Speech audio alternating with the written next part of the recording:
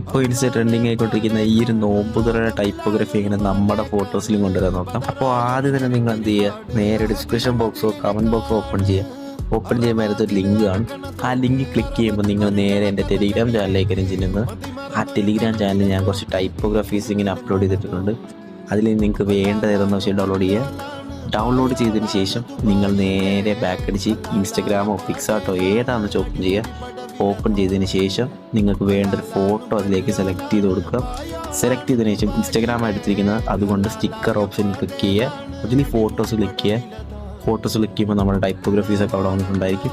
അതിന് നിങ്ങൾക്ക് ഇഷ്ടമുള്ള ടൈപ്പോഗ്രഫീസ് ഏതെന്ന് വെച്ച് കഴിഞ്ഞാൽ അത് നേരെ സെലക്ട് ചെയ്യുക.